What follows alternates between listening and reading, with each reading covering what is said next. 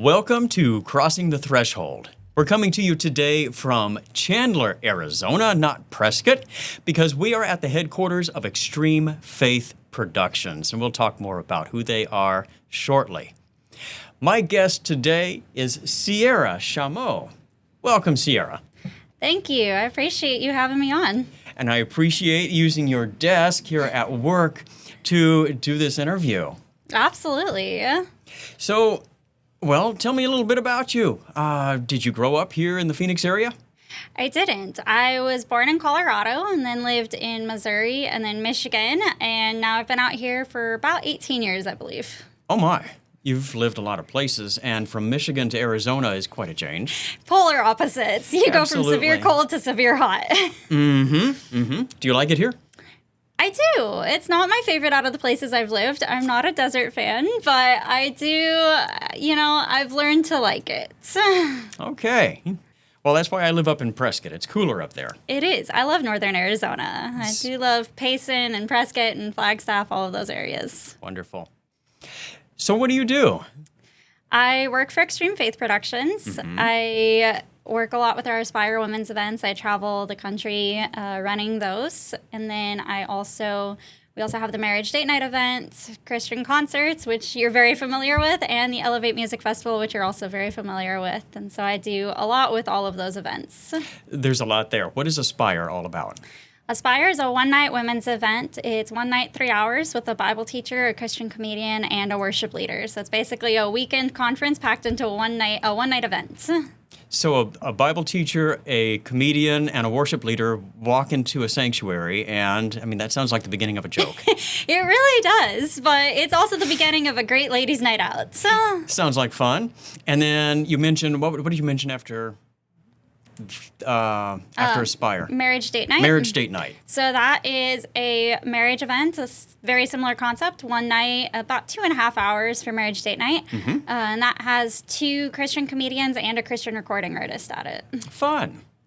And then Extreme Faith also does concerts all over Arizona, pretty much all the time, right?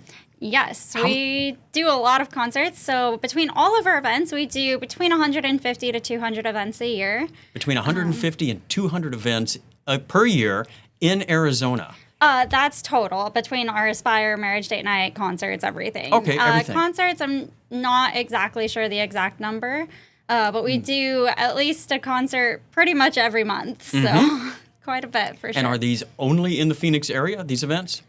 Primarily, we have done some concerts in California, some in, we actually just did one in Maryland last year, but we do them all over Arizona. So Prescott, Tucson, Yuma, Phoenix, all over.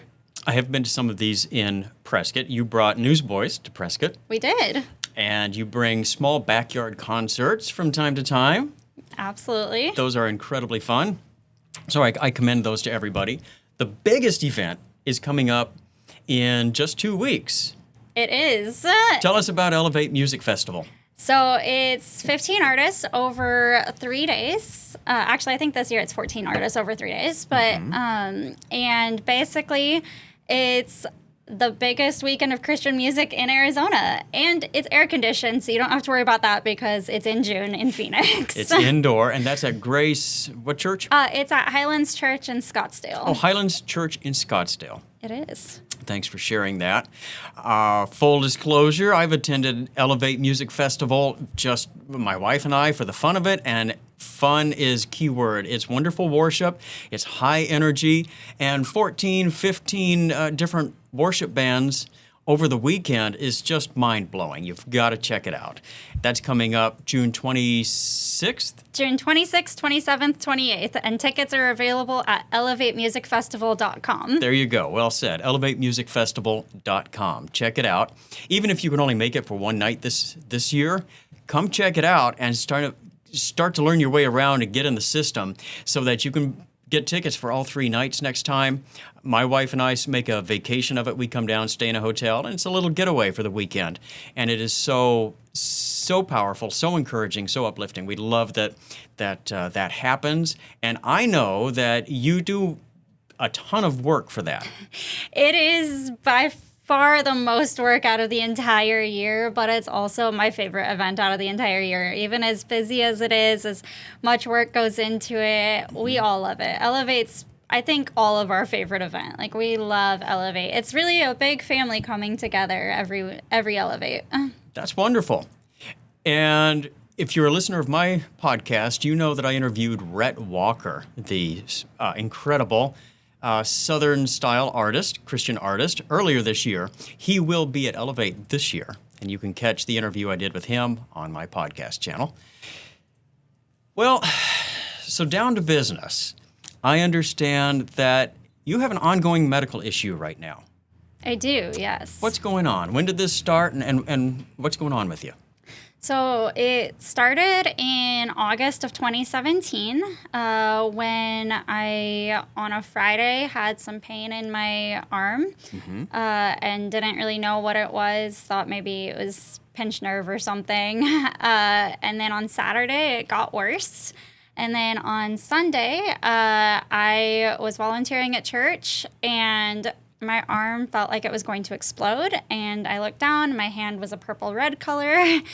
And I decided I needed to go to the emergency room. And basically, they, through a bunch of tests, told me that I had no blood flow from my shoulder down to my wrist. And so they did some more tests, basically decided to put me on blood thinners and see if it came back. And I didn't really like that answer, so I looked into some more doctors. Basically, the short story is I had something super rare called venous thoracic outlet syndrome, which basically means that the veins are being compressed between the rib, the collarbone, and the muscles. And it's a super rare condition that even a lot of doctors don't know about. And so only 5 surgeons in America do the surgery to fix this situation. And so I ended up having a surgery done in Minnesota at the Mayo Clinic. And they removed 3 muscles and a rib from my right side.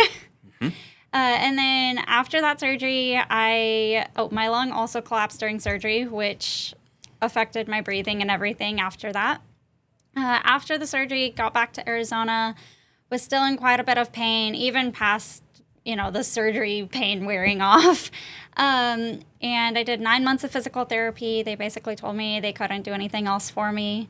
I went into the emergency room 3 times because I was in so much pain. They said every time that I was fine and that they didn't know why I was in pain.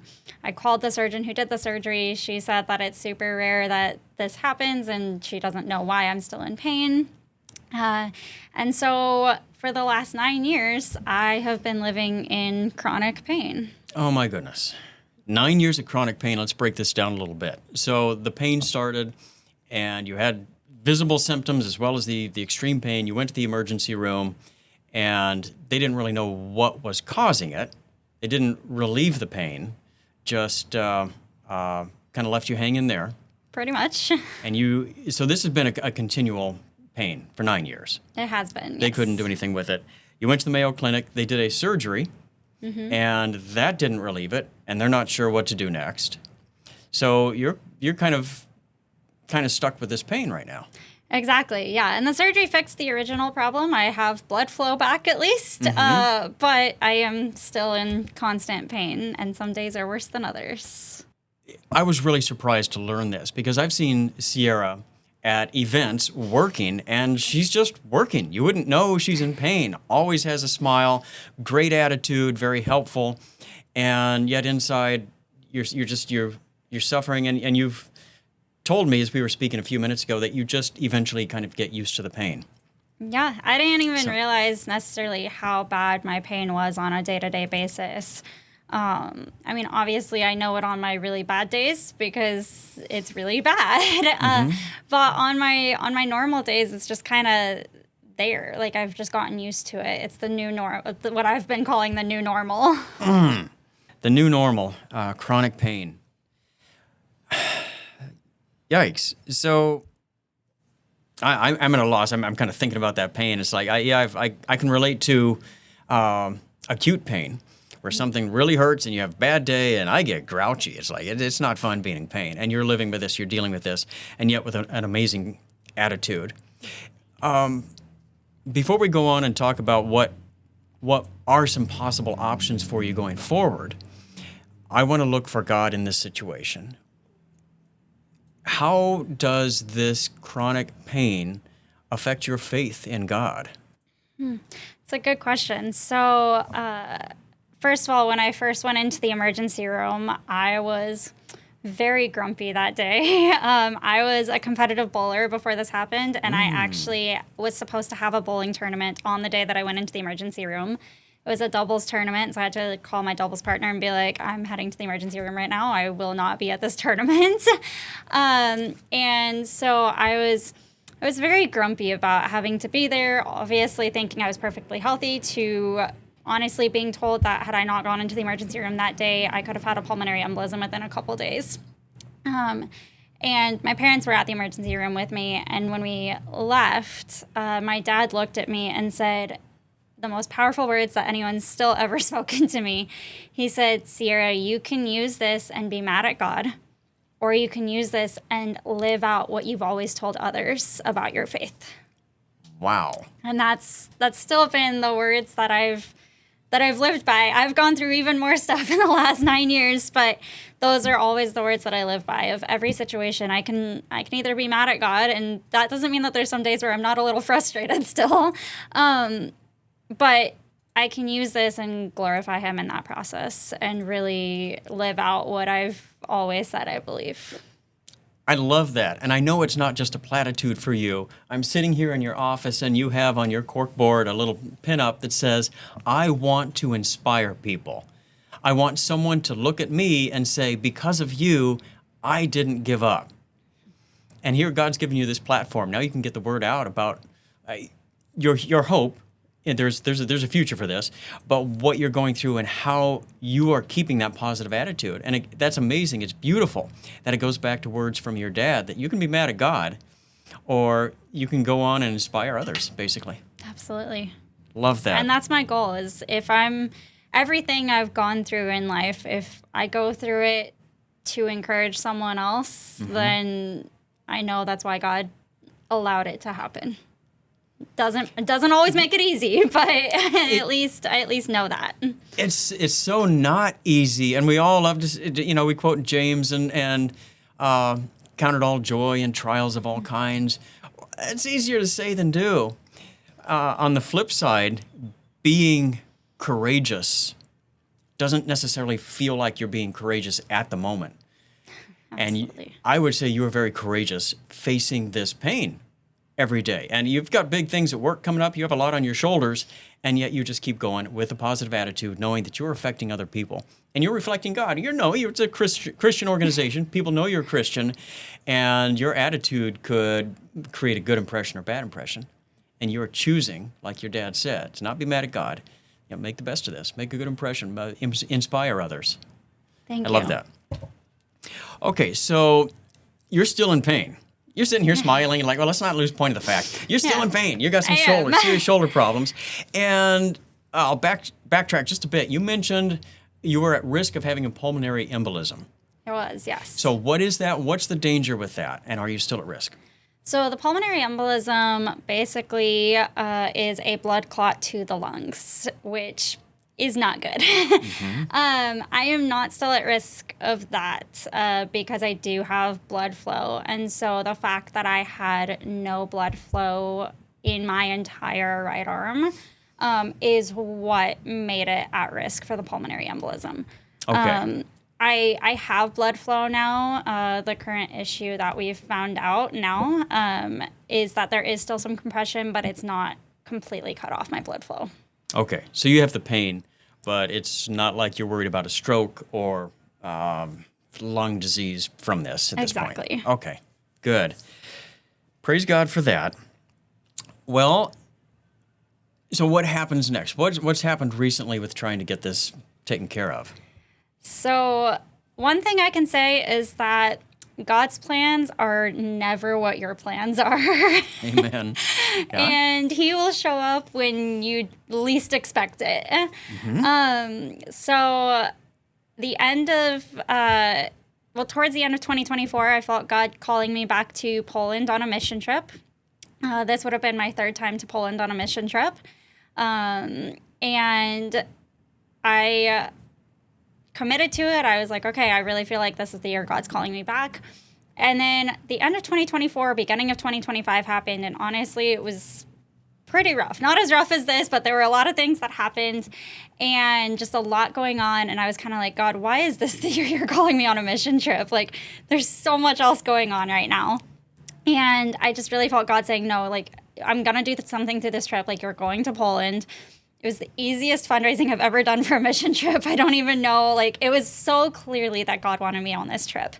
So I really knew that God was going to do something great through it. And I had no idea what it was. But my word of the year last year was restoration. And like I said, I had a lot going on. And so I thought maybe it was just going to be, even though I'm there to serve, I thought it was also going to be kind of just a time for me to really spend a lot of time in my faith and, restoring like just my energy and my connection and all of that with, with him.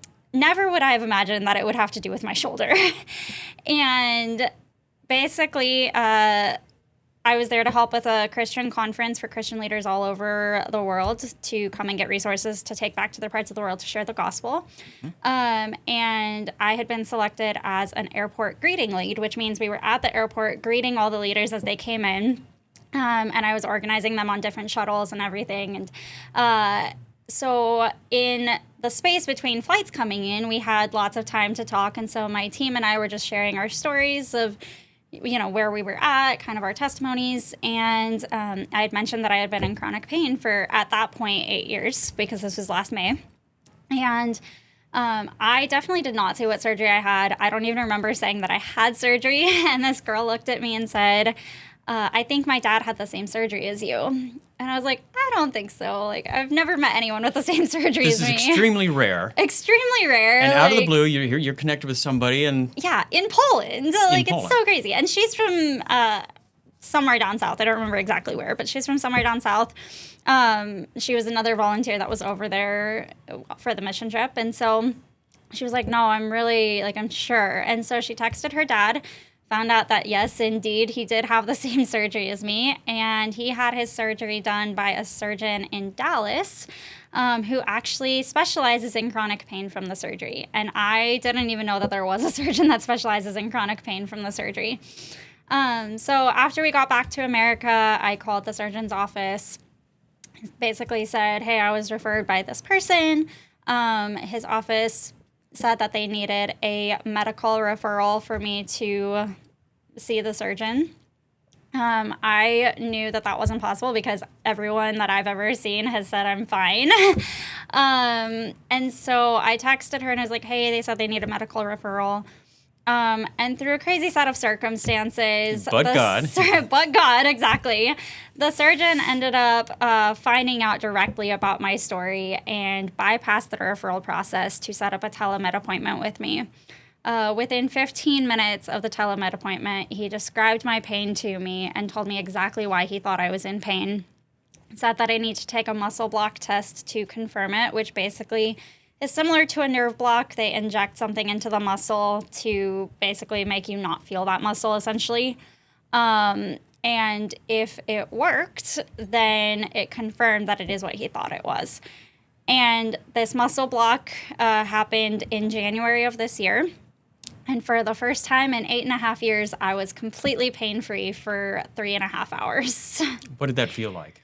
Oh, it was crazy. So before the muscle block, one of the nurses was like, okay, and it like hurts all the way down your arm, right? And I was like, not on my normal days. Like, it just hurts, across my chest right here. And then when I was pain-free, I realized that it does actually hurt down my arm every day, but I've just gotten so used to the pain that I didn't realize it. And so when I realized that I was completely pain-free and realized the difference that it made, I literally started crying because I was like, for the first time in 8.5 years, I actually have hope that I can be pain-free. Yes. What a flash. What a vision to experience that and to realize that you didn't even realize how much pain you were dealing with every day. And now you have this hope. You know there's a surgeon out there that gets it, gets you, and can fix this. Yes. So just call your insurance company and get it done, right? Well, you would think that would be the easy thing. Unfortunately, I had the surgery scheduled for last week. A couple weeks ago, actually. Time flies. A couple of weeks ago, and my insurance said that they will not cover it. And I found that out about a week before surgery. And by the way, the surgery is in Dallas, so we already had travel plans and everything ready to go have this surgery. And unfortunately, when my insurance told me they wouldn't cover it, I called them about an appeal process. I called them about trying to switch plans, all of that, and none of that is possible. And apparently, I have what's called a no exception out-of-network plan, which means that because the surgeon is out of network, even though he's a specialist that's not available in network, my insurance will not cover it no matter what.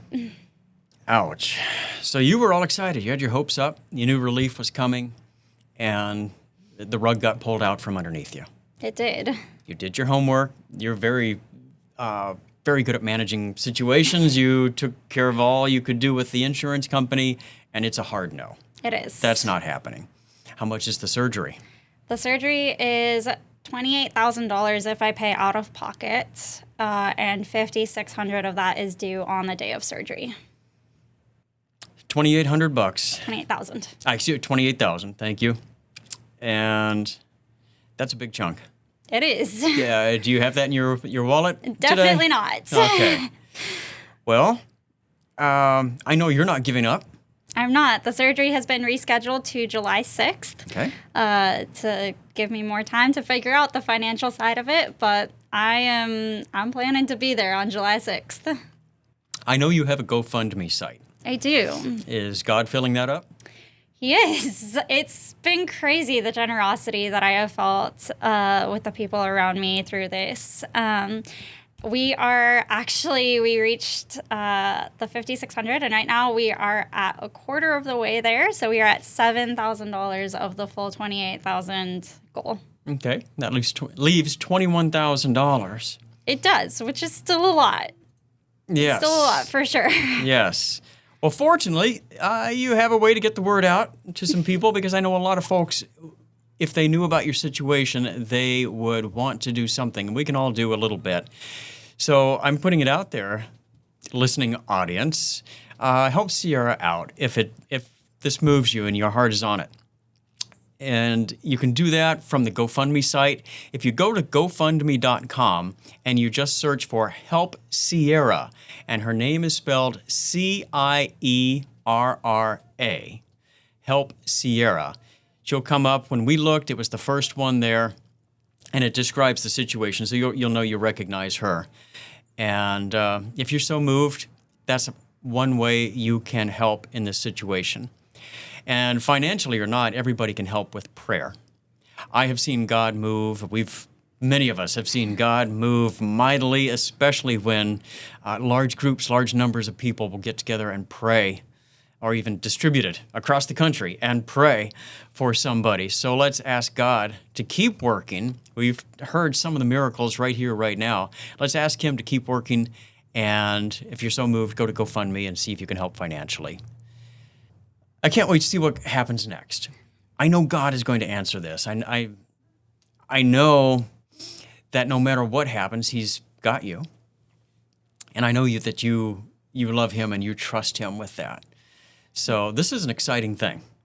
Thank you. It is exciting. It's been cool to see God work, and even in the insurance, choosing not to cover it, that is not the way that I would have chosen to go about this surgery. But sometimes, God has a different plan, and who knows, maybe my story will end up inspiring more people because of the fact that insurance didn't cover it. Maybe this will inspire somebody else. That's your concern. I love it. I love that. So I've got a question for you. You're going through this, and like we said, the rug got pulled out underneath you. You were ready to go, get this fixed. Why would God let that happen? Do you think there's something maybe you can learn from all this? This road that was not as easy as you had hoped? Yeah, good question. Honestly, had you asked me that a week ago, I don't know if I would have had an exact answer on that. Mm-hmm. And now I really think it's basically what I just told you. I think my story is being heard by way more people than would have heard it had insurance covered it. I think the amount of people that are coming around me and supporting me in this is crazy to me. Like, it's amazing how many people have just been so generous through this, both with finances and with time. I've even had someone offer to lead a prayer night for me, and it's amazing the people that have come around me through this and helped me see the support. And I think God's trying to have me trust him a little more too, because this isn't the way that I would have taken. Mm-hmm. And he's providing through a way that I would not have chosen. I love it. I love it that you see it that way, and you have this clarity now of the impact you're having. And it's fun. I just sit here and smile because Cierra is so humble about this. I love it. So what's next? You get through this. God's going to take care of this one way or the other. Generosity of people. You're going to get through this. You're going to have that feeling you had for 3 hours of not being in pain will be the new normal. Yes. Well, what are you going to do then? Well, I'm going to keep doing what I'm doing now with running events. And my goal is that I'll be able to do it even better. We can all say we don't let it affect us, or we try to not let something affect us. But the reality is it does. Even though, I may always have a smile on my face. When I'm in severe pain on my really bad pain level days, my brain works a little slower than other days because the pain affects it. And so I really believe that I'll be able to run events even better, and I'll be able to relate to people even more. I'll be able to be more present. And that's really a big thing with me, is being present in the moment. And as I mentioned earlier, I used to be a competitive bowler, and so my goal is that I do get to go back to competitive bowling again. I've already reached out to my coach and told him what's going on, and said, I hope that after this surgery, I'll get to go back to competitive bowling. And you bowl right-handed, and this is your right arm that's a problem. Yes. Oh gosh, could an athlete possibly overcome an injury and come back stronger? I mean, we've seen people do it before. That's right.